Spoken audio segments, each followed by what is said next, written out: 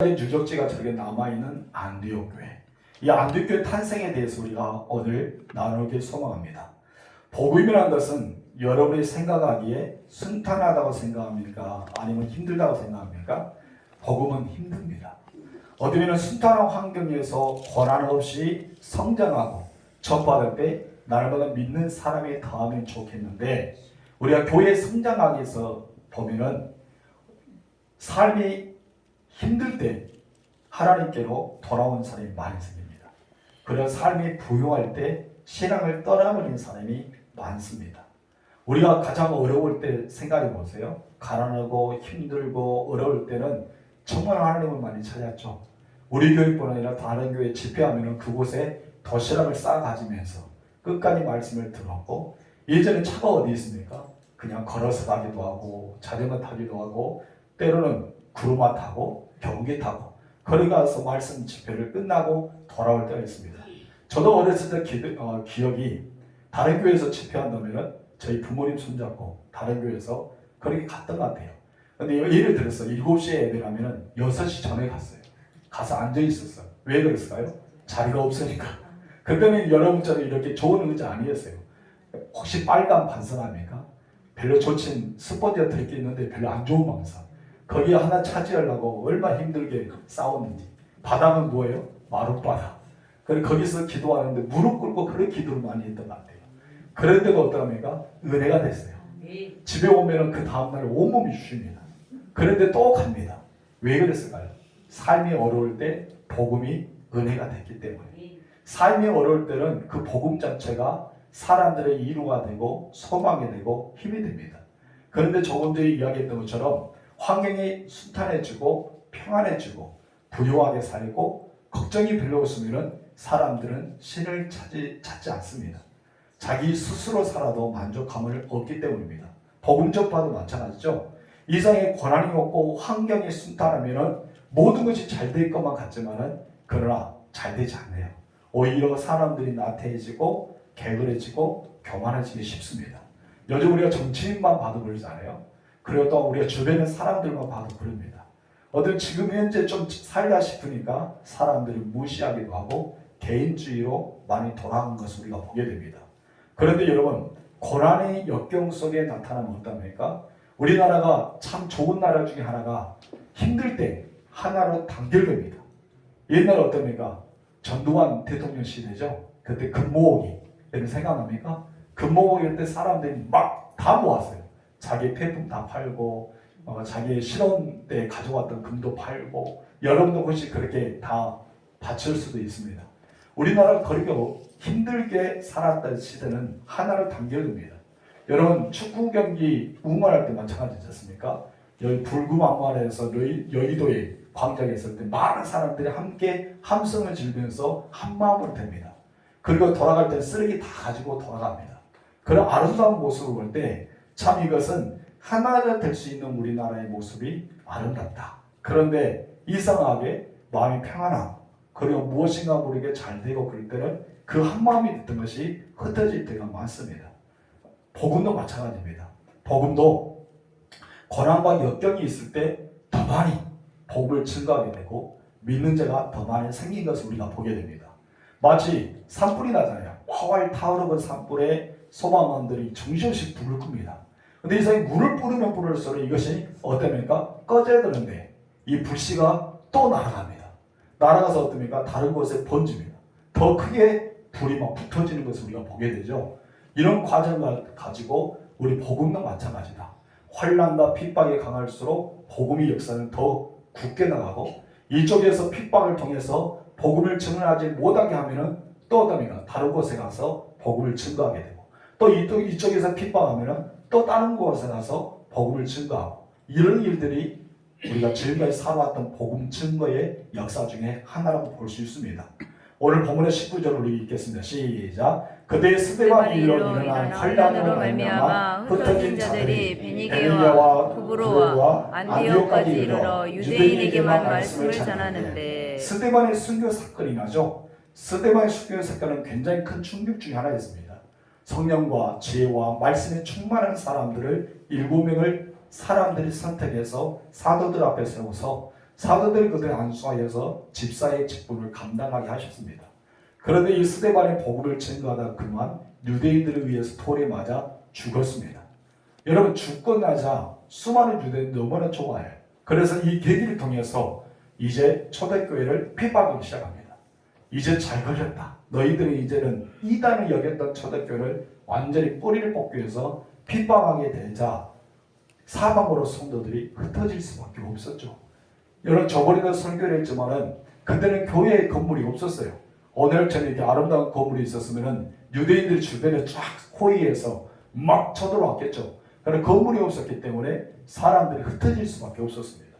그래서 사람들이 흩어져서 그들이 갈 곳이 없었는데 마치 그들이 가는 곳이 오늘 본문에 등장합니다. 어디를 갔습니까? 베니게, 그리고 구브로, 안디옥까지 점점 퍼지기 시작합니다. 나중에 우리가 빌립 집사를 우리가 이야기했을 때는 어디까지 갔어요? 사마리아, 온수같이 여겼던 사마리아. 그래서 광야길로 가서 에디오피아네시에게 복음을 증가하는 사건도 일어났지 않습니까? 그때가 이렇게 계속해서 복음이 확산될 때를 가리킵니다. 여러분, 사방으로 흩어진 성도들이 하는 일이 무엇이었을까요? 숨어서 그냥 가만히 있었을까요? 자기들의 생명을 걱정하면서 근심하고 있었을까요? 아니면 자기들에게 모여서 어떻게 보면 이 쿠데타를 일으킬까라고 작전했을까요? 그것도 아닙니다. 그들은 단순했습니다. 흩어지기 전에 본인들이 예수 믿는 사람이라면 오히려 핍박이 더 받아야 되는 것은 당연한 것이 아닙니까? 근데 이상하게 그 사람들은 떳떳했어요. 죽음을 무서워하지 않았어요. 왜 그러냐면 복음을 증거했습니다. 나 예수 믿는 사람이라고. 나 예수 믿는 사람이라고 하면서 자신들이 가지고 있는 예수 그리스도를 증거하기 시작합니다. 흩어진 초대교회 성도들이 가는 곳곳마다 복음을 증거하게 될 때 놀라운 역사가 일어납니다. 복음을 듣고 믿는 자가 더했다는 것입니다. 우리 교회 성도들과 여러분이 가는 곳마다 복음을 증거할 때 믿는 자가 더하는 역사가 일어나길 주님으로 축원합니다. 그런데 본문에 말씀한 것처럼 여기서 베니게 그리고 구브로 안디옥까지 가서 처음엔 누구에게 복음을 전했다고요? 유대인들만 말씀을 증거했습니다. 우리가 지난번에도 설교를 들었지만은 왜 유대인들만 증거했을까요? 유대인들만 예수 믿는 사람, 유대인만 구원받는 사람, 유대인들만 하나님께 어쩌면 구원의 백성으로 선택받는 사람으로 여겨졌다는 것이죠. 그런데 하나님의 방법은 그렇지 않았습니다. 이 사람들 예루살렘 중심으로 예루살렘 떠나지 말라 했기 때문에 예루살렘 떠나지 말라는 것이 끝까지 예루살렘만 고집하란 말로 착각했어요. 그런데 하나님께서 무엇이라고 마음 봅니까? 예루살렘만 고집하지 말고 너희는 떠나라는 것이죠. 그래서 예수님은 무엇입니까? 성령이 너희에게 권능을 받고 라고 이야기했잖아요. 너희가 성령의 권능을 받을 때만까지만 어디에 머물라? 예루살렘 머물라. 그래서 성령의 권능을 받고 나서 어딜 가라? 온 유대와 사마리아와 땅끝까지 복음을 증거해라. 그때 당시에 사마리아가 어디였습니까? 바로 원수 같은 사람이죠. 유대는 어디예요? 유대는 자기 민족입니다. 한마디로 우리 민족, 그리고 원수같이 여긴 사람에게 복음을 증거하고 더 나아가서 땅끝이 어디에 있을까요? 해남 땅끝이 절대 아니고요. 해남 땅끝까지 와야 될까요? 마치 바울이 해남 땅끝이 땅끝을 여겼다면 여기까지 왔겠죠. 그러나 그렇게 생각하지 않고 땅끝이 어디라고 생각했습니까? 로마입니다. 로마까지 땅끝이라 생각하고 사도행전 1장 8절 기억해서 바울의 꿈은 어디로 가는 거예요? 로마다. 나의 꿈은 로마다. 로마에 가서 복음을 증거해야 되겠다. 이런 사명을 가지고 있었어요. 만약에 정말 바울이 해남 땅끝이라 생각했으면 여기까지 왔을 거예요. 바울을 막을 자가 누가 있을까요? 그래서 그는 로마의 제2차 감옥에서 순교당하지 않고 어떻게 쓰더라도 나왔을 거예요. 왜요? 해남 땅끝까지 복음 증거해야 되거든요. 그런데 여러분 그가 땅끝이 아니었어요. 그렇기 때문에 그곳에서 복음을 증거하고 순교하게 되잖아요. 그런데 그들은 이방인이 복음을 듣고 하나님의 자녀가 된다. 이것이 하나님의 뜻이라는 것을 몰랐다는 것이죠. 그런데 여러분 그들이 하나님의 뜻을 깊게 생각하면서 이방인들에게도 복음을 증거해야 되겠다는 마음을 먹기 시작합니다. 그 일이 무엇입니까? 바로 베드로가 누구의 집에 갔어요? 고넬의 집에 갔죠. 그리고 온 가정이 다 성령을 받고 세례까지 받고 구원받았다는 소식을 전해 들었습니다. 그래서 이 사람들이 알았어요. 야, 유대인들만이 하나님이 아니라 온 세상의 하나님이시구나. 이스라엘의 하나님만이 아니라 온 열방의 하나님이라는 사실을 깊이 가르쳐 줍니다. 구원은 이스라엘만 아니라 모든 열방의 사람, 누구든지 예수 믿는 사람이 다 구원받는다는 것을 알았어요. 그리고 하나님은 모든 사람, 그냥 이스라엘 백성만 아니라 이방인들이라 할지라도 예상의 모든 사람이 선하게 살면 하나님은 그것을 기억하고 계시고 모든 사람들의 기도를 하나님이 상달히 받으신다는 것도 알게 되었습니다. 이런 사건의 계기에 되었는지 몰라도 연간의 지키기는 그렇지만은 그래서인지 몰라도 20절에 보면 어떤 사람들이 이방인 헬라인들에게도 복음을 증가하기 시작합니다. 그런데 여러분 그 사람들은요 다수의 수가 아니었어요. 소수의 사람입니다. 한마디로 손가락 꼽을 수 있는 몇 사람이라고 말합니다. 우리 20절 읽어봅시다. 시작. 그 중에 구브로와 고레네 몇 사람이 안디옥에 이르러 헬라인에게도 말하여 주 예수를 전파하니. 여러분 그 중에 구브로와 고레네 몇 사람이면 소수죠. 그 이름을 밝히지 않지만 저번에도 설교했지만 여러분 이 사람들은 굉장히 헌신적인 사람, 자기들 이름을 나타내지 않고 숨기면서 복음을 증거했던 굉장히 예수 믿는 제대로 믿는 사람 같아요. 그 몇 사람이 안디옥에 이르러서 헬라인에게도 이방인들에게도 복음을 증거하기 시작합니다. 그런데 여러분 얼마나 큰 변화가 일어난 줄 아십니까? 여러분 이방인들에게 몇 사람의 복음을 증거했는데요. 여러분 세계를 움직일 정도로 엄청난 사건이 여기서 일어납니다. 소수이지만은 하나님은 그 꿈을 그들에게 심어 주었습니다. 하나님의 꿈은 무엇이요? 저런 모든 사람이 다 구원에 이르기를 원하는 것이 하나님의 마음이에요. 하나님의 꿈이라고요. 그런데 이 꿈을 몇 사람이 그것도 소수의 사람들이 가장 많은 사람이 아니라 몇 사람만이 하나님의 마음을 가지고 복음을 증가하기 시작합니다. 저는 여러분들이 하나님의 마음을 가졌으면 좋겠어요. 나의 마음이 아니라 하나님의 마음, 나의 생각이 아니라 하나님의 생각, 나의 목표가 아니라 하나님의 목표. 그 꿈과 목표가 하나님의 것이 여러분의 것이 되기를 소망합니다. 그래서 하나님께서 굉장히 그들을 복을 내려주셔죠. 21절 읽겠습니다. 시작. 주의 손이 그들과 함께 하심에 수많은 사람들이 믿고 주께 돌아오더라. 여러분 구브로와 고레네에서 몇 사람이 왔어요. 어디에 이르렀다고요? 안디옥에. 몇 사람이 와서 복음을 증거하는데 여러분 어떻게 했어요? 엄청난 놀라운 사실이 일어났는데 그것이 바로 주의 손이 그들과 함께 하시네. 수많은 사람들이 5,000명도 아니고 3,000명도 아니고 숫자를 세울 수 없는 수많은 사람, 예루살렘 다음으로 엄청난 사람들 모이기 시작하는 수많은 사람들이 주께로 돌아옵니다. 이방인 사이에서 하나님의 축복은 바로 주의 손이 그들과 함께 했다는 것입니다. 여러분 가장 큰 축복이 무엇이라고요? 주의 손이 우리와 함께하는 것입니다. 여러분 여러분에게도 주의 손이 함께 하시기를 주님으로 축원합니다. 여러분의 집에도 주의 손이 함께 하시길 바랍니다. 여러분의 자녀들에게도 주님의 손이 함께 하시기를 축복합니다. 여러분의 삶의 터전도 뭐가 함께 해야 돼요? 주의 손이. 우리 주님의 손이 함께 하시기를 주님으로 축원합니다. 따라합시다. 나에게 주님의 손이 함께 하옵소서. 주님의 손이 함께 하옵소서. 나의 집에도 나의 자녀들에게도 나의 삶의 터전에도 주님의 손이 함께 하옵소서. 주님의 손이 함께 하옵소서. 믿음 아멘. 아멘. 우리는 그것을 믿어야 돼요. 아멘. 기도의 제목이 있잖아요. 하나님 기도할 때 어떻게 해야 됩니까? 하나님 제가 믿습니다. 주님의 손이 내 가정과 함께 할 거예요. 주님의 손이 내 자녀와 함께 할 거예요. 주님의 손이 나의 삶의 터전에 함께 할 것을 믿습니다. 아멘. 이런 고백을 드린 거예요. 이것이 무엇입니까? 예수를 내 안에 모시고 예수님의 말씀으로 명령하여 기도하는 거죠. 주의 말씀에 근거하여 기도하는 것이 바로 이것입니다. 내가 한 것은 아주 크게 보일지라도 하나님은 극히 작은 것이죠. 그러나 하나님이 하시는 일은 극히 작을지라도 우리가 볼 때는 어마어마한 큰 것입니다. 그런데 여러분 하나님이 함께 하사 어떤 일이 벌어집니까? 처음에는 그 사람들이 흩어진 이스라엘 예루살렘의 성도들은 여러분 유대인들에게가 복음을 증거했어요. 그러자 몇 사람이 예수 믿었겠죠. 그런데 여러분 몇 사람의 소수에 불과했던 사람이 복음을 증거하자 주님의 손이 함께 했단 말이에요. 사람의 힘으로 할 때는 작게 이렇게 모이는 자가 없었는데 하나님이 함께 하시니까 여러분 상상할 수 없는 수많은 사람들이 주께로 돌아왔다는 것입니다. 이것이 바로 하나님의 말씀입니다. 여러분 소수의 사람을 통해서 수많은 사람을 믿는 거 가능할까요? 여러분 가능하지 않습니다. 왜요? 그때 당시 예수 믿는 사람들을 옥에 가두거나 핍박하거나 정말 그들을 심하게 했어요. 한마디로 이단을 여겼기 때문에, 예수적이라고 여겼기 때문에 그랬던 것이죠. 그런데 놀라운 사실은 소수에 불과했던 사람을 통해서 복음을 증거하고 주의 손에 함께하자 엄청 놀라운 사건이 일어났던 것입니다. 하나님은 작은 일이었습니다.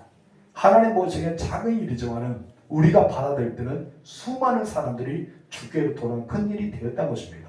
어찌 그들이 상상할 수 있었을까요? 여기 몇 사람들이 복음을 증거할 때 이렇게 많은 사람이 돌아올 것을 상상하지 못했을 겁니다. 우리 전도팀, 우리 사모님 구성해서 몇 명 전도팀이 있는데 그분들도 상상하지 못하겠죠. 하나님께서 어느 사람을 예비하고 계신지, 반드시 하나님은 여러분을 통해서 수많은 사람의 주께로 돌아오길 줄 믿습니다. 그렇다면 여러분들에게 뭐가 필요한가요? 주님의 손이 함께하는 것. 주님의 손이 함께하는 것. 주님의 손이 함께한 것을 우리는 믿고 나아갈 줄 믿습니다. 바로 모든 것을 누가 하셔요? 하나님이 하십니다. 하나님이 하셔야 되는 거예요. 내 가정도, 내 자녀도, 나의 일터도, 나의 모든 삶도 하나님이 함께 하셔야지만 되는 것입니다. 하나님이 여러분과 함께 하실 줄을 축원합니다. 그러자 초대교회에서는 가만히 있을 수가 없죠. 수많은 사람들이 모집하고 예수 믿었다는 소식이 어디에 들어요? 예루살렘 교회에 소문이 듣게 됩니다. 그때 여러분, 이 사도들이 서로 모여서 의논하기 시작합니다. 의논해서 야, 이곳에 우리가 몇 사람이라는 사람, 성도들이겠죠? 몇 사람의 성도들이 복음을 증거할 때 이렇게 많은 사람들이 주께로 돌아와서 이제 교회를 세워야 된다. 교회를 세워야 되는데 그들의 성경의 지식도 없고 무엇인가 가르칠 수도 없고, 그렇기 때문에 예루살렘에서 파송하자.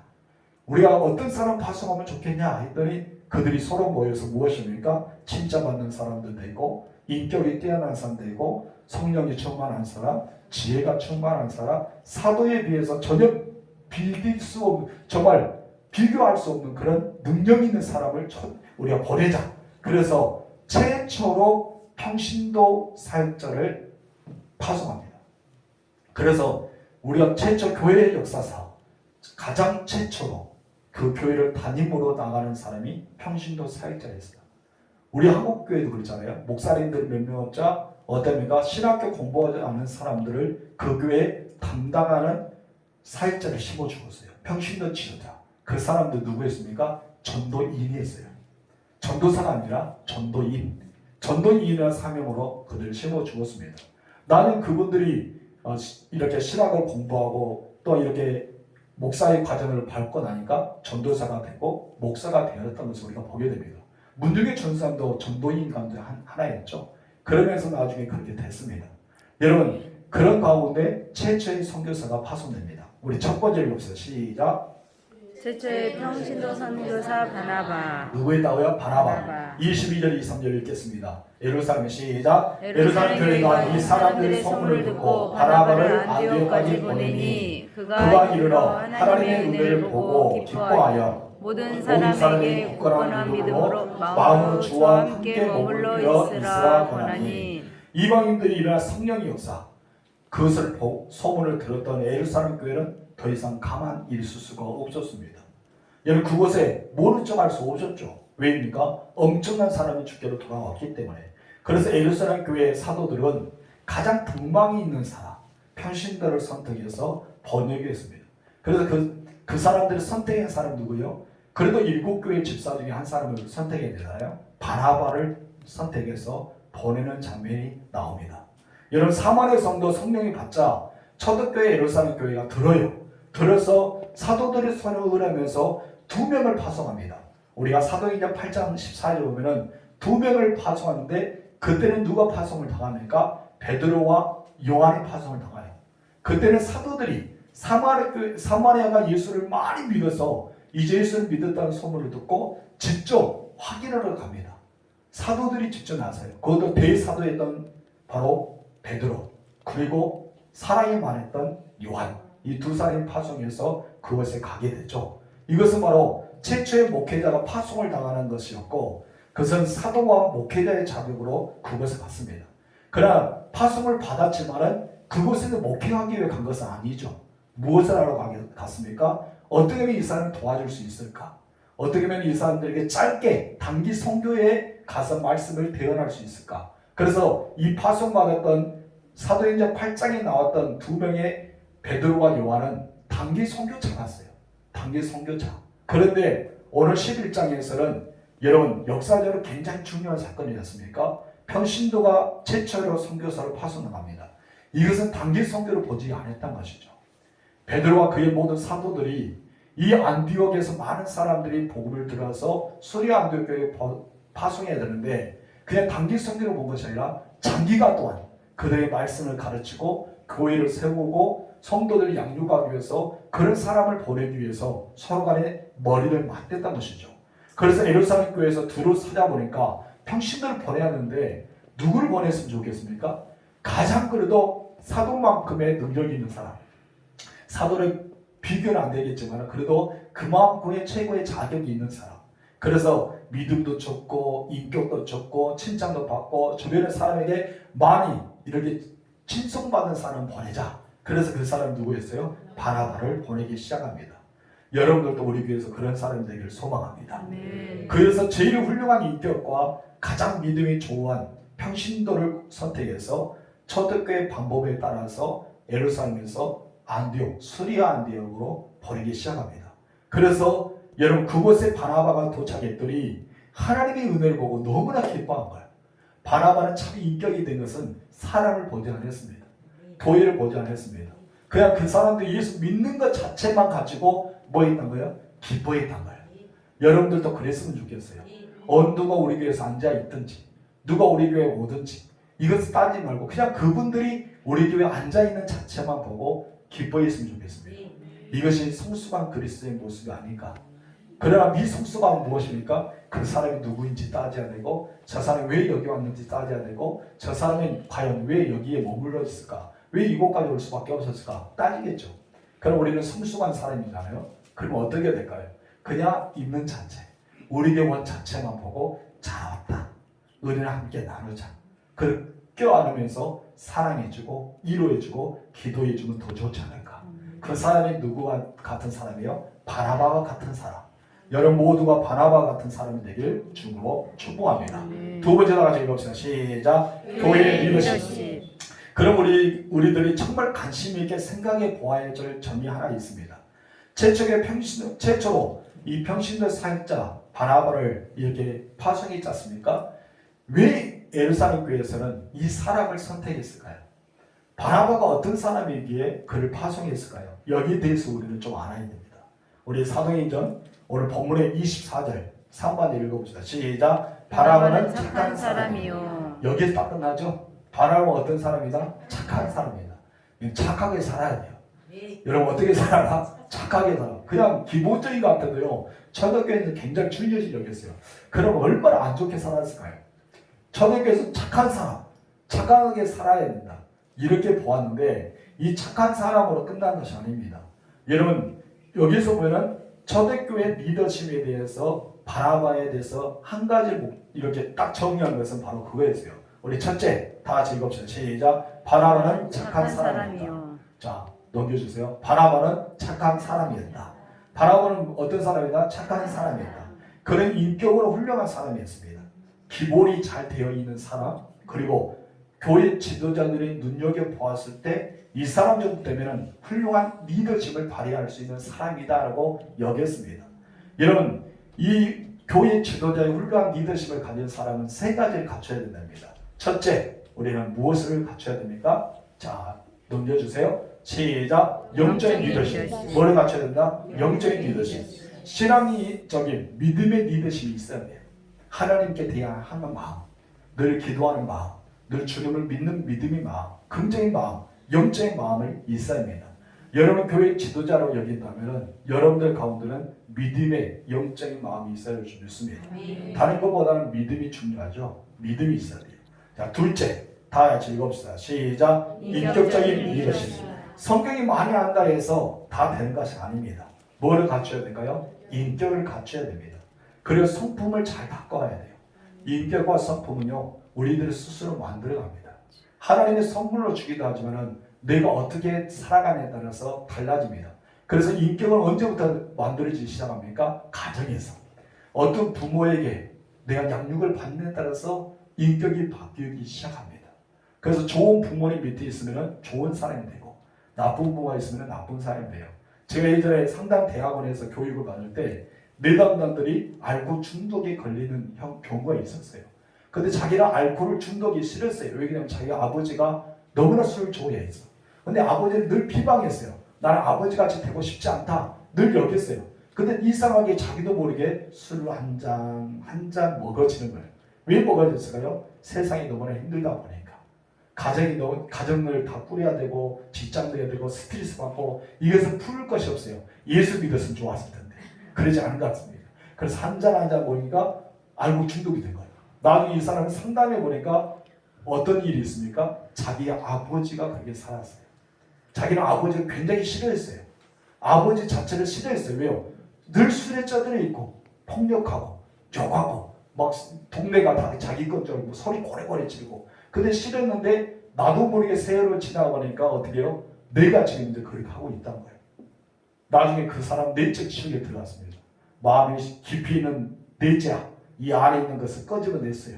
그 마음속을 상처를 치유해 주니까 알코올 중독에서 해방되었습니다. 여러분 가장 깊숙이 있는 내가 어렸을 때부터 받았던 교육 이것이 바로 나의 인격과 성품을 만들어가는 거예요.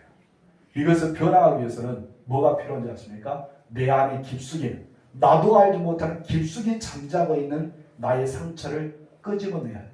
그리고 이걸 해결받아야 됩니다. 이것을 할 때 내적 치유를 합니다. 여러분 안에 깊숙이 있는 쓴뿌리를 뽑아버리시 바랍니다. 그러지 않으면 나도 모르고 툭 튀어나와요. 이것은 나와 상관없이 갑자기 튀어나와요. 나도 이것을 감당하지 못합니다. 때로는 나 스스로가 당황스러워요. 내가 왜 이런 말을 하지? 내가 왜 이렇게 행동하지? 나 이런 사람 아니었는데 하느님 왜 이상하게 끄집어 옵니다. 왜 그럴까요? 내 안에 깊숙이 잠자고 있던 것이 폭발하는 거죠. 이것이 바로 쓴뿌리입니다. 자, 쓴뿌리 뽑아봅시다. 자, 두 손 잡고 자, 가슴을 딱 쥐잡고 뽑으시다고 슈 뽑으세요. 뽑으시다. 시작. 수! 나가겠어요? 그렇게 만만한 줄 아세요? 자, 다시 한번 시작. 수!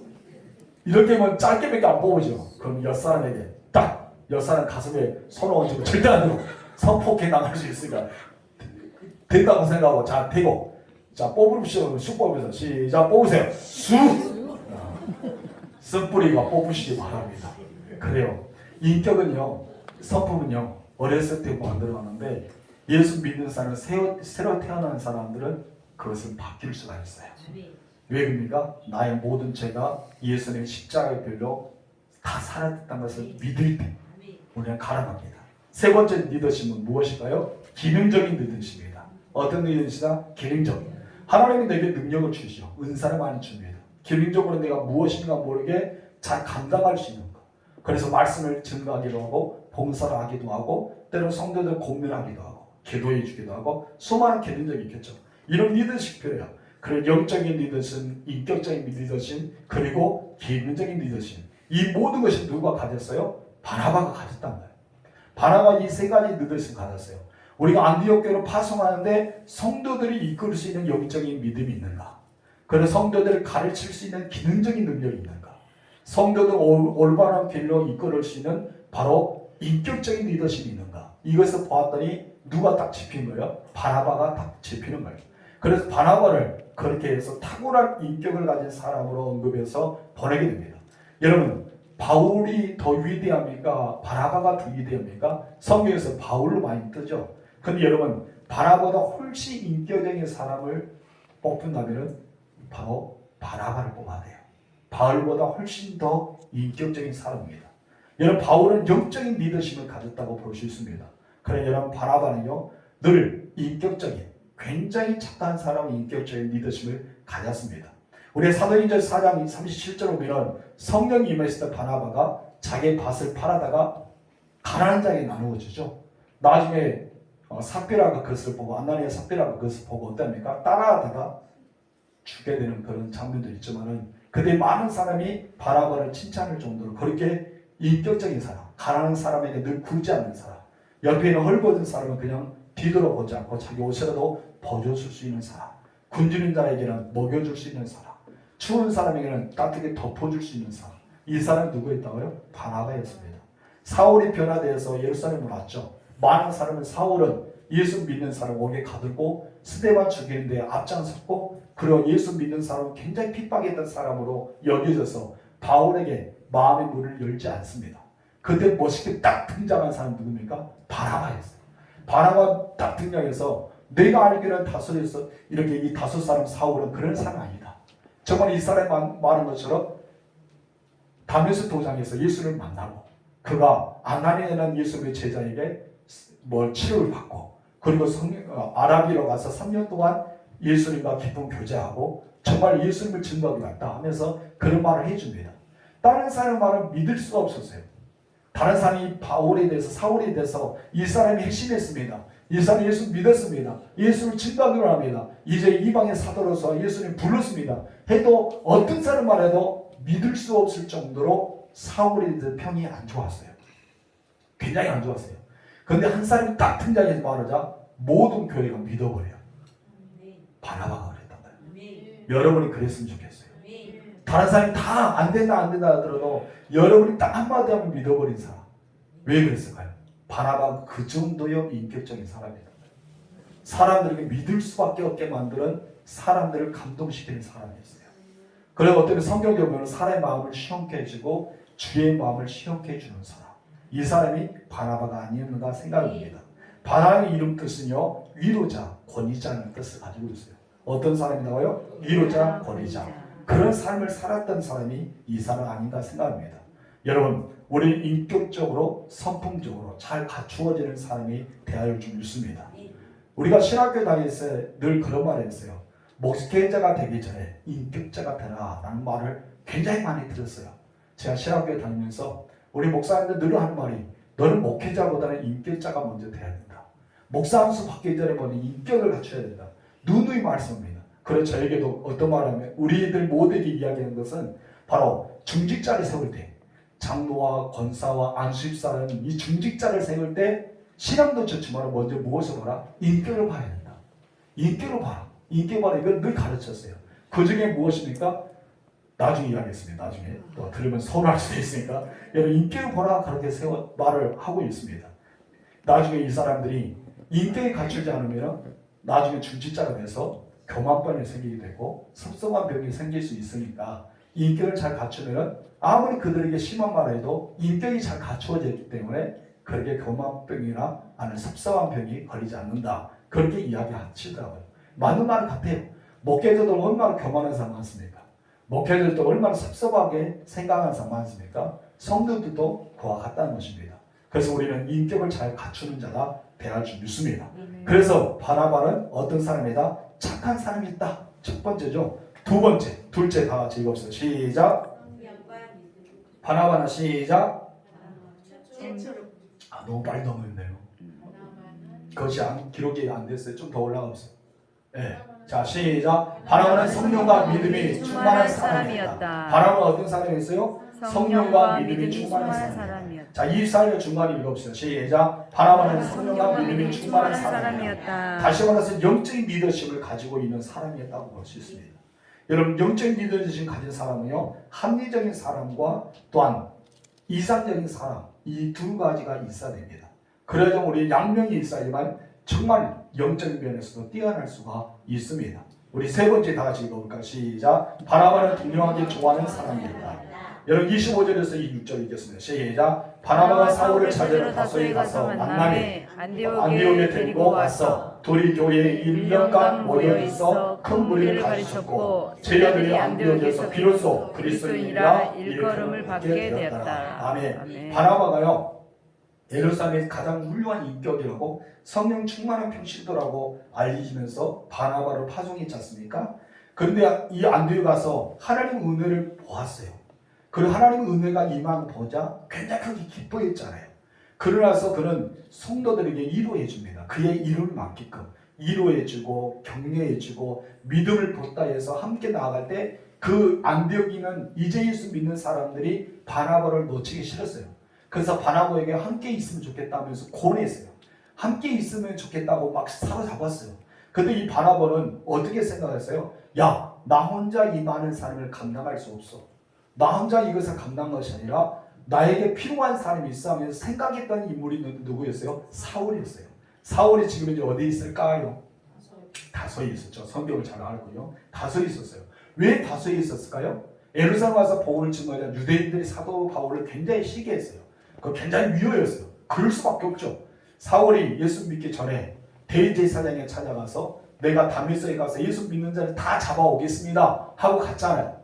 그 모든 유대인들이 기뻐했어요. 야, 사울이 드디어 많은 예수 믿는 사람을 잡아오겠구나 생각했는데 오히려 3년이 지난 뒤에 완전히 변화돼서 예수의 쟁의가 되고 돌아왔던 거예요. 여러분 같으면 어떻게 할까요? 여러분 유대인입니다. 굉장히 기분 나쁘겠죠. 그래서 사울을 잡으라고 성문에 지키고 주변을 곳곳 세워서 사울을 잡기 위해서 곳곳에 막 세웠어요. 사람들. 사울을 가만두지 않겠다 했더니 사울이 3년 동안 제자들을 만들었어요. 야, 사울도 능력이 있는 것 같아요. 사울은 지혜가 뛰어나고 학식이 뛰어나고 경륜이 뛰어나고 바리새인은 바리새인이고 유대인인 줄 유대인이고 가문을 집에서 굉장히 중요한 학문을 터득했던 사람이었으니까 엄청난 많은 제자들이 있었어요. 그 제자들이 사울을 어떻습니까? 강조에 담아서 성에 내립니다. 그래서 사울이 어디로 가기 시작합니까? 고향으로 갑니다. 고향이 어디에 있다고요? 다소에 머물러 있었어요. 이 시간까지 다소에 머물고 있었던 거예요. 그렇기 때문에 이 다소에 사울이 있다는 것을 알고 바나바가 이제는 사울을 찾으러 어디로 갑니까? 다소 갑니다. 수리와 안디옥에서 다소까지 쭉 내려갑니다. 내려가서 이 사울을 만납니다. 사울이 바나바 만나자 기뻤을까요? 안 기뻤을까요? 여러분 같으면 기쁠까요? 안 기쁠까요? 당연히 기쁘죠. 성경에 없습니다. 이단이라고 생각하지 말고 감정을 생각하세요. 그래도 예루살렘이 자기를 인정해줬는데 누가? 바나바가. 변해주는데 누가? 바나바가. 자기를 예수 믿는 사람이라고 이렇게 떠줬는데 누가? 바나바가. 그를 늘 높여줬는데 누가? 바나바가. 그래도 다른 사람 목회자로 생각하는데 바나바만이 당신은 목사님입니다. 당신은 사도입니다. 당신은 그래도 위대한 전도입니다 해줬는데 누가? 바나바가. 그래서 이 사울이 딱 바나바 볼 때 어때요? 마음이 감동이 되겠죠. 그래서 이제 서로 간에 안디옥에 대해서 이야기를 합니다. 거기에서 쉬고 있는 사울을 격려하기도 하고 사울의 사역에 대해서 말도 들어보기도 하고 함께 이야기 나누겠죠. 성경은 없는 말입니다. 그랬을 겁니다. 이야기한 가운데 이제 안디옥에 대해서 딱 이야기해서 바울에게 딱 말하죠. 바울아, 같이 가면 좋겠다. 나 혼자 못 될 것 같아. 그래도 네가 목회자라. 네가 있어야 되지 않겠냐. 네가 이방인의 사도잖아. 이방인의 최초의 교회가 탄생했는데 네가 가야 되지 않겠냐 하면서 그렇게 설득했겠죠. 여러분, 그 설득에 넘어가고 말았습니다. 사울이 그곳에 가지 않았다면요, 여러분, 마게도냐와 로마까지 복음은 증거되지 않았을 겁니다. 여러분의 가는 길 주님이 인도하십니다. 아멘. 사울이 그곳에 갔기 때문에 여러분 복음의 길이 열려지기 시작한 거예요. 여러분, 그렇게 해서 그곳에 가서 훌륭한 인격자를 만나게 되자 사울의 마음이 녹아지기 시작한 거예요. 그 일을 누가 할 수 있습니까? 아무도 할 수 없습니다. 오직 하나님이 맡겨준 사람만이 할 수가 있는 것입니다. 여러분, 저도 나중에 우리 교회 임직자들, 중직자를 세우면 이렇게 훌륭한 인격을 갖춘 사람을 세우고 싶어요. 여러분도 훌륭한 인격을 가진 사람이 되길 바랍니다. 그래야지만 이 바나바처럼 귀하게 쓰임받지 않아요. 여러분, 바나바는요 선임자예요. 사울은 디데교는 아마도 부교육자 비슷한 사람 중에 한 사람이었어요. 그런데 여러분, 바나바는요 누구를 앞세우기 시작합니까? 사울을 앞세우기 시작합니다. 저도 못할 것 같아요. 예를 들어 제가 담임 목사하고 부목사 오잖아요. 부목사를 앞세워서 막 이렇게 하기는 어려울 것 같아요. 근데 바나바는요 그렇게 해줍니다. 사울을 앞세워줍니다. 선교사를 파송할 때도 사울을 앞세워줍니다. 엄청나게 위대한 훌륭한 인격자입니다. 그래서 이 두 사람이 딱 예루살렘에 수리아 안디옥 교회에 가서 복음을 증거하고 성도들 딱 세우고 나니까 비로소 주변의 사람들이 사울과 바나바와 안디옥에 있는 모든 성도들 보고 무엇이라 하는 것입니까? 야, 저 사람들이 예수의 사람이야. 진짜 예수의 사람이야. 그래서 그리스도인이라는 말이 최초에 여기 생깁니다. 그 전에는 그리스도의 말이 없어요. 그리스도인의 말은 여기서부터 시작합니다. 여러분이 그리스도인이 되실 줄로 축원합니다. 우리가 그리스도인이 되어야 돼요. 여러분 누가 돼야 돼요? 그리스도인. 내가 그리스도인이 돼야 된다는 것입니다. 그래야 참 예수의 사람입니다. 주변의 사람이 당신 그리스도인입니다. 당신 예수 믿는 사람 같아요. 정말 당신 교회 다닌 것 같아요. 당신이 보니까 하나님이 있는 것 같아요. 이렇게 여겨질 때 내가 정말 신앙생활 잘하는 거예요. 그런데 여러분, 우리가 가서 나 예수 믿는 사람이라고, 나 예수 믿는 사람이라고, 나 목사라고, 나 누구다고 하면 주변에서 뭐랍니까? 내가 볼 때 아닌 것 같은데 거짓말하지 마라. 그러면 얼마나 우리는 서운합니까? 여러분, 우리가 잘못 산 거죠. 그러나 주변의 사람에서 내가 말도 안 했는데 오늘 본문의 말씀처럼 당신은 그리스도인 같다. 정말 안디옥에서 비로소 그리스도인이라 일컬음을 받게 되었다. 이 말씀이 우리 삶 속에 적용이 되어야 할 줄 믿습니다. 여러분 모두가 그리스도인이 되기를 주님으로 축원합니다. 그런 믿음의 사람이 되시기를 주님으로 축복합니다. 마지막 세 번째 우리 볼까요? 다 같이 시작. 최초로 구제연금을 보내는 교회. 최초에 무엇을 보냈다? 구제연금을 보냈다. 지금까지 많은 교회는 없었죠. 그래서 예루살렘 교회와 이제는 사마리아에서 조금, 그리고 이방인들에게 복음을 증언한 안디옥 교회였었는데, 안디옥 교회가 최초로 구제연금을 보내기로 시작합니다. 자, 27절 28절 읽겠습니다. 시작. 그대의 선지자들이 예루살렘에서 안디옥에 이르니 그 중에 아가보라 하는 한 사람이 일어나 성령으로 말하되 천하에 큰 흉년이 들리라 하더니 글라우디오 때에 그렇게 되니라. 아멘. 안디옥에서 재미있게 목회하고 있는데 갑자기 한 예루살렘에서 예언자가 옵니다. 그때는 예언자들 많이 있었어요. 바울도 말하잖아요. 방언보다 너희는 무엇을 받기 원한다? 예언하기 원한다. 왜냐하면 방언을 받으면 뭐까지 있어야 돼요? 방언에 통역의 은사가 있어야 돼요. 그래야 내가 무슨 소리 하는가 안다 그러잖아요. 그래서 바울은 세 사람을 가지고 기도하랍니다. 두 사람은 방언을 기도하고 한 사람은 통역할지니 그래야 되면 너희가 영과 육이 유익하지 않겠냐. 방언의 기도는 나의 영의 유익입니다. 육체의 유익은 되지 않아요. 근데 우리가 입술로 고백하는 말, 또박또박하는 말은 내 영과 육의 유익이 됩니다. 그렇기 때문에 이 방언에 대해서는 하나님의 성령께서 주시는 은사 중에 하나인데 막 하고 나면 자기가 무슨 말인지 모르잖아요. 내 영은 알고 있는데 무슨 말을 모릅니다. 그래서 필요한 것이 무엇입니까? 통역 은사입니다. 그래서 사도 바울은 너희가 방언할 줄 아는 사람에는 통역의 은사를 구할지니라 말합니다. 여러분, 통역 은사가 반드시 필요하잖아요. 왜요? 내가 어떤 말을 하는지를 알아야 돼요. 이것은 회개 은사인지 아니면 이것은 누구에게 강구한 건지 어떤 사람에게 예언하고 있는 건지 우리는 모르잖아요. 그냥 방언하면 내가 시원해요. 마음이. 왜 시원합니까? 내 영이 시원하기 때문에. 내 영이 막 충만하기 때문에 시원합니다. 그 나의 육체는 몰라요. 내가 무슨 말하는지 몰라요. 그런 여러분 방언을 계속해야 됩니다. 왜 해야 될까요? 영이 유익해야 되기 때문에. 그리고 방언을 많이 하다 보면 나도가 뭐를 받습니까? 통역 은사를 받을 수 있어요. 여러분 방언을 절제하지 마세요. 나오면 그냥 방언을 하세요. 막 하면서 속으로 마음속에 기도하세요. 하나님 통역 은사 주세요. 통역의 은사 주세요. 통역의 은사 주세요. 우리는 이 두 가지 은사를 받아야 할 줄 믿습니다. 여러분 방언 은사와 통역 은사 받기를 주님으로 축원합니다. 그리고 바울은 그보다 더 좋은 것이 있는데 뭐 은사 받으라? 예언 은사 받으라. 예언 은사를 받으라는 거예요. 그래서 여기서 보니까 예루살렘에서 안디오고는 아가보라는 사람이 있는데 이 사람이 예언자였습니다. 바로 예언했는데 이 예언자 아가보가 하는 말이 무엇입니까? 천하에 큰 흉년이 있을 것이다. 그렇게 예언했습니다. 그런데 실제적으로 큰 흉년이 들고 말았습니다.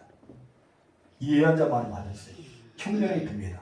그런데 29절 30절 말씀 읽겠습니다. 시작. 지혜들 각각 그 힘대로 유대의 사람 형제들에게 구조를 보내기로 작정하고 이를 실행하여 바나바와 사울의 손으로 장로들에게 보내니라. 아멘. 구제가 먼저 이루어졌다는 것입니다. 예루살렘 초대교회가 딱 교회가 세워지자 예루살렘 초대교회가 하는 일은 무엇이었습니까? 구제였습니다. 안디옥 교회가 세워지자 무슨 일을 했습니까? 구제를 했습니다. 저는 우리 교회도 구제하는 교회가 되었으면 좋겠습니다. 우리 교회는 삶에 우리 재정에 이 교회 운영하는 데 많이 쓰게 됩니다. 선교하는 선교비를 쓰게 됩니다. 그런데 구제는 없습니다. 우리가 구제가 있어야 되지 않을까요? 구제는 여러분의 마음을 오픈해야 됩니다. 여러분의 주머니를 열어야 됩니다. 우리가 구제를 좀 행할 수 있어야 돼요. 우리 남중의 여정도회나 각 기관에서뿐 아니라 교회 안에서도 구제가 해야 됩니다. 왜냐하면 교회가 최초로 교회가 세워지면서 가장 먼저 했던 일이 바로 구제와 선교였습니다. 여러분 우리 구제와 선교하면 좋겠어요. 여러분 지금 이제 우리 교회 매달마다 말씀으로 사는 교회가 10만 원씩 감사한금 보내요. 말씀으로 사는 교회가 그냥 교회 건물이 있는 교회가 아니라 상가에 있는 교회입니다. 개척한 지가 한 3년밖에 되지 않아요. 근데 우리 교회에 감사한금 10만 원씩 보내고 있어요. 그 교회에 제가 전화해서 우리는 기존 교회 70년 역사 있는데 안 보내도 됩니다 라고 했더니 본인들은 보내고 싶대요. 그래서 이 보내는 이유에 대해서 설명하고 있는데 그 교회가 체제를 세워지는 이유가 딱 두 가지 있어요. 교회가 개척하는 교회가 되는 것이 선교하는 교회, 구제하는 교회, 이 목적이기 때문에 자기들이 모든 이 예산에서 구제 선교로 나아가는 겁니다. 멋진 교회 아니에요? 개척교회가? 우리가 이런 교회가 돼야 돼요. 아멘이십니까? 우리 주변의 성도들 보세요. 우리 돌아봐야 될 때 얼마나 많은 사람, 우리 성도들이 있어요. 여러분 주변에 많은 항우들이 있어요. 우리는 구제하는 교회를 만들어야 됩니다. 아멘이십니까? 여러분 그래서 이 사람들의 헌금을 모아서 구제를 하게 됩니다. 시간이 많이 가서 여기서 결론 맺겠지만요. 여러분 하나님 앞에 가장 큰 복을 받은 것은 주라입니다. 예수님 주어라. 너희가 거저받았으니 거저 주어라. 우리는 주란 말씀을 늘 받아들여야 돼요. 우리가 주는 교회가 될 때 하나님께서 누르고 흔들어 넘치도록 안겨주는 교회가 될 수 있습니다. 여러분 주는 교회 직원은 부유한 교회에 있습니다. 여러분 주는 교회 직원은 가난한 교회가 없습니다. 주는 교회는요 부유합니다. 선교 많이 하는 교회는요 가난할 것 같죠? 더 부유해집니다. 여러분 구제 많이 하는 교회도 부유해집니다. 이것이 바로 성령의 역사고 교회사의 역사입니다. 우리 교회가 그런 교회가 되기를 소망합니다. 우리 사도행전 통해서 하나씩 배워야 돼요. 그 배워가면서 주님을 닮아갈 수 있는 교회, 주님의 마음을 이해할 수 있는 교회, 주님의 마음을 이룰 수 있는 교회, 우리는 그런 교회가 되기를 주님으로 축원합니다. 기도할까요? 하나님 아버지 감사합니다. 오늘 초대교회의 아름다운 모습을 보면서 하나님께 감사를 올립니다. 하나님 정말 바나바를 통해서 다시 한번 도전을 받습니다. 우리가 인격을 갖추는 자다. 그리고 우리의 성품을 온전하게 잘 갖추는 자. 하나님 앞에 멋지게 쓰임받는 이 바나바가 되곤 합니다. 예루살렘에는 수많은 사람들이 있었습니다. 사도들 12명 외에도 6명의 안수일사들이 있었고 그 외에도 예수 믿는 사람은 손가락 셀 수 없는 수많은 무리들이 있었습니다. 그 중에서 사도들의 머리에서 가장 떠오르는 사람이 바나바였습니다. 우리 교회 50명 있는 성도 중에서 가장 떠오르는 사람이 이곳에 앉아있는 우리 성도들이 되게 하옵소서. 그래서 우리 교회에서 파송할 때 이 사람 정도 되면 다 된다. 이 사람이 우리 교회에서 가장 훌륭한 사람입니다. 목회자 못지않게 정말 내가 인정해 줄 수 있는 사람이다. 그렇게 인격적으로 갖추어지는 우리 모두가 될 수 있도록 은혜를 더하여 주옵소서. 우리에게 성령의 말씀을 충만케 하여 주시고 하나님 지혜를 충만케 하시고 칭찬받는 사람이 되어지고 또 우리가 구제하는 교회가 되어서 우리를 통해서 하나님의 은혜를 흘려보내는 하나님의 은혜를 흘려내보내는 우리는 은혜를 흘려내보내는 갈릴리 호수처럼 그런 삶을 살아가는 우리 모두가 되게 하옵소서. 하나님 우리가 은혜를 흘려보낼 때 우리는 가난해지지 않습니다. 우리 주님 말씀하셨습니다. 주라 그리하면 너희가 후히 되고 누르고 흔들어 넘치도록 안겨주겠다. 우리에게는 부유할 줄 믿습니다. 우리 성도들 부유하게 하시고 우리의 모든 교회가 부유하게 하시고 우리 모든 삶 속에 하나님의 영광을 드러내게 하옵소서. 우리 오늘 본문에서 배웠던 것을 마음속에 깊이 생각하고 나도 바나바처럼 그런 아름다운 삶을 살아가고 전도인으로서 열심히 복음을 증가해서 주의 손이 함께 하심으로 믿는 자를 더하게 하는 우리 모든 사역자가 되게 하옵소서. 예수님의 이름으로 기도합니다. 아멘. 주기도문으로 예를 마치겠습니다.